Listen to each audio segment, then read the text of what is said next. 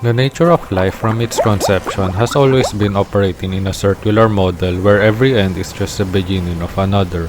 The death of one life form can be what makes another life form live, and so the cycle of life that was perfected for millions of years is created. However, in the case of most human-made products, its life is straightforward. People would purchase a product, use it, and then discard it as garbage. This system follows the linear economy model, where the lifespan of a product essentially follows a linear path. But there is another economic model which would better resemble the cycle of life that made us survive for millions of years, and that is the model of circular economy.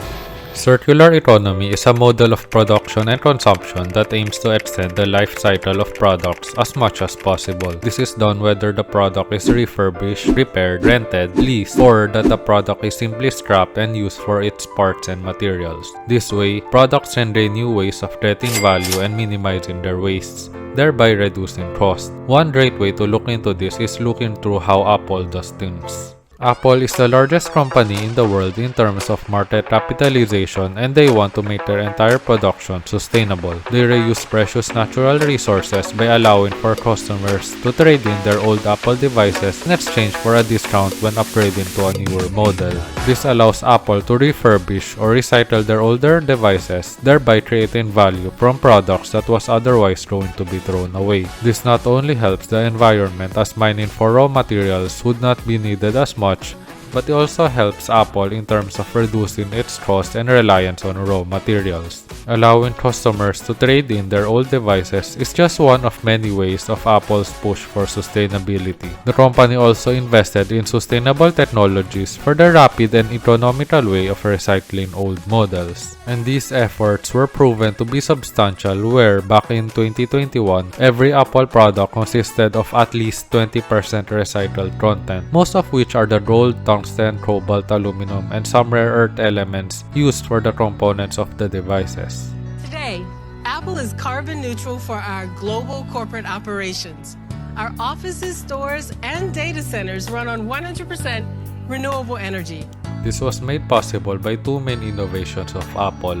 One was TAS, which was the machine used for extracting magnetic components, and the other was Daisy, the machine used for disassembling.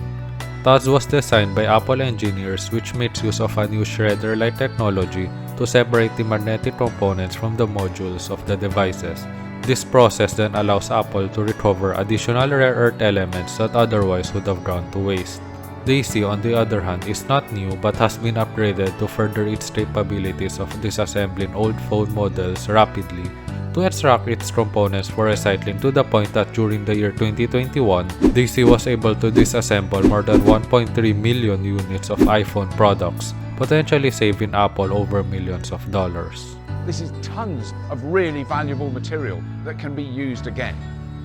As Apple has demonstrated, modern technologies can present multiple ways of extending the lifespan of different products, and these modern technologies are not only applicable to the tech industry, but also in other industries such as the apparel industry.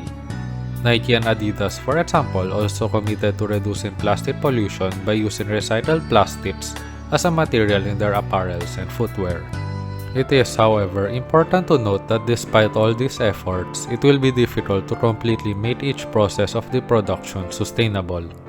The extraction for raw materials used by these tech companies such as Apple still involve a lot of processes with large carbon footprints and unhealthy business practices such as the contamination that tungsten mining produces.